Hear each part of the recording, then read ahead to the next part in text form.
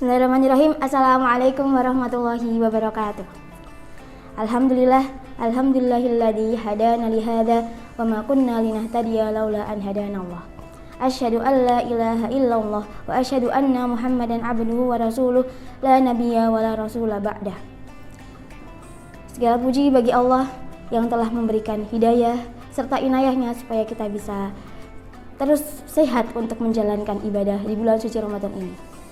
Bulan suci Ramadan adalah momentum yang sangat berharga bagi kaum muslimin, yang dimana di sana di dalamnya ada banyak pengampunan serta didapatkan banyak sekali kebaikan-kebaikan dan melimpahnya pahala-pahala.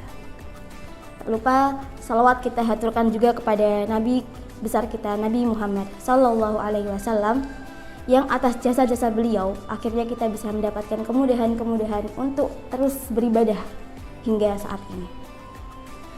Pada acara Kusuka ini, kultum sebelum berbuka, saya akan membawakan sedikit kultum dengan judul Mulia Menjadi At-Tawwabin.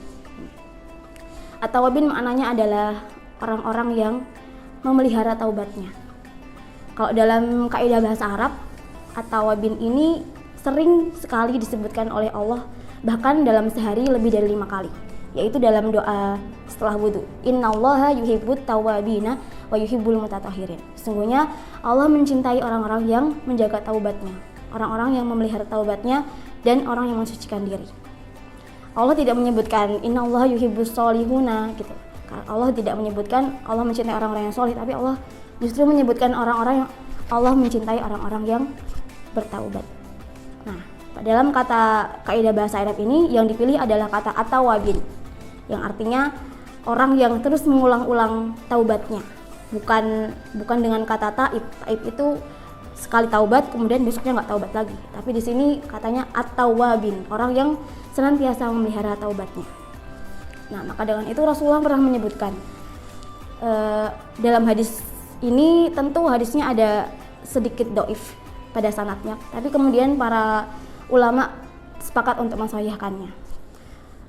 Hadisnya begini: kullu bani Adam khotta'un. Setiap anak cucu Adam adalah orang-orang yang melakukan kesalahan. Begitu juga dalam kaidah bahasa Arab ini, kata yang dipilih adalah khotta'un, orang-orang yang mengulang kesalahannya. Bukan kata khoti. Kalau khoti mungkin sekali bersalah kemudian besoknya nggak bersalah lagi. Tapi kalau di sini khotta'un, orang yang terus mengulang-ulang kesalahannya. Nah, kemudian dilanjutkan lagi, wa khairu khotta'ina at-tawwabun. Dan sebaik-baik orang-orang yang bersalah adalah orang yang senantiasa bertaubat. Nah, tapi kemudian jangan disalahartikan, teman-teman. Jangan disalahartikan menjadi kemudian yaudah aku berbuat salah lagi aja, toh besok aku akan taubat gitu. Jangan begitu. Itu namanya menyepelekan. Nah, di sini makna at-tawwabun berarti orang-orang yang senantiasa bertaubat. Jadi sekali bersalah kemudian mudah mengintrospeksi diri, kemudian mudah mengakui kesalahannya, mudah untuk kembali ke jalan yang benar. Itu makna at-tawwabun di sini. Makanya Allah lebih mencintai hamba-hambanya yang mudah untuk bertaubat, mudah untuk kembali. Maka hitungan kemuliaan atas manusia itu tidak bisa dihitung dari dia bersalah dan dia tidak bersalah, tapi dilihat dari bagaimana ketika seseorang bersalah mudah untuk kembali kepada Allah gitu. Nah, poin untuk kembalinya ini poin yang ternyata tidak bisa dimiliki oleh semua orang.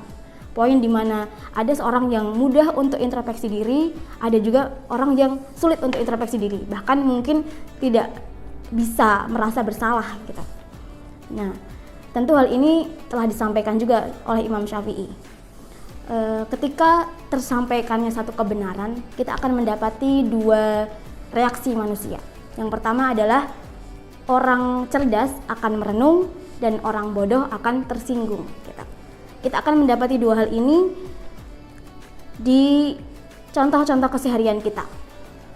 Misalnya, ketika kita sedang scroll IG atau TikTok, kemudian kita mendapati satu postingan yang mungkin sebenarnya itu nyindir kita. Kayak, wah ini postingannya tentang jangan membuang-buang waktu atau jangan menyia-nyiakan waktu. Kemudian kalau kita termasuk dalam golongan orang pintar, mungkin kita akan mudah beranjak kemudian memperbaiki diri.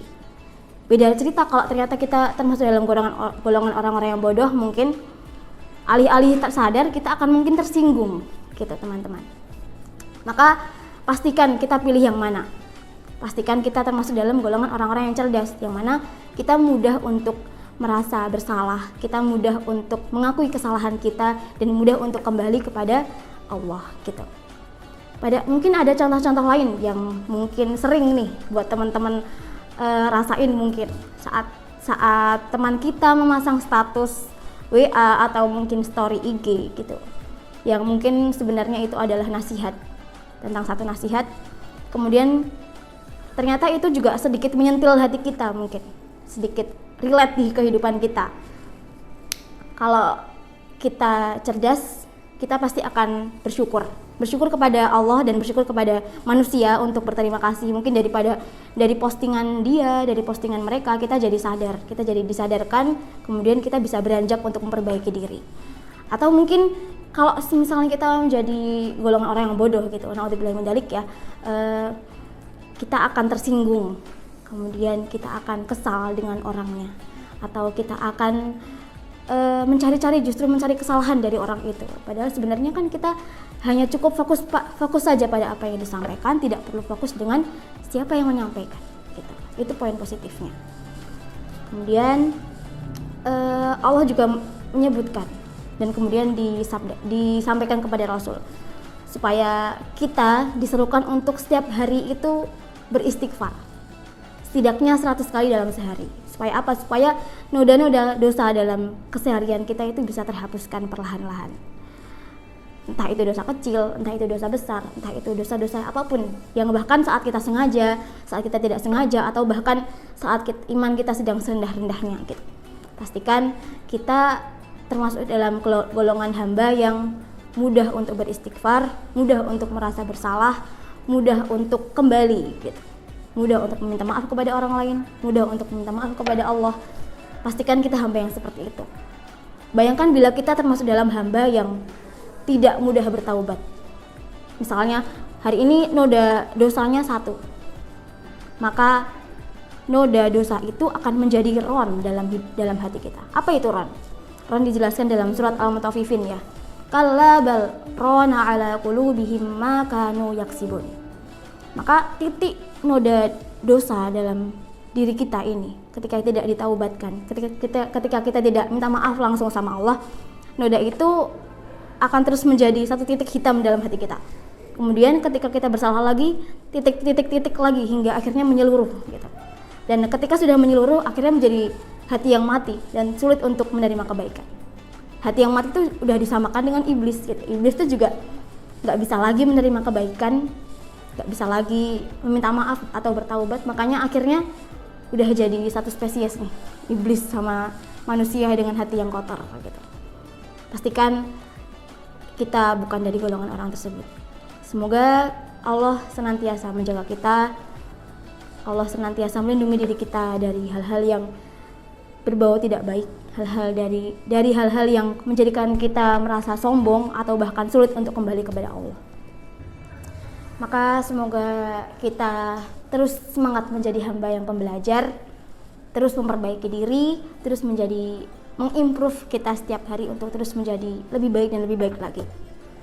Oke, bila ada kesalahan dari apa yang telah saya sampaikan, maka itu datang dari saya sendiri. Bila ada kesalahan, bila ada kebenaran dari yang saya sampaikan, maka itu sudah tentu dari Allah. Astagfirullah li wa lakum. Wabillahi taufiq wal hidayah. Wassalamualaikum warahmatullahi wabarakatuh.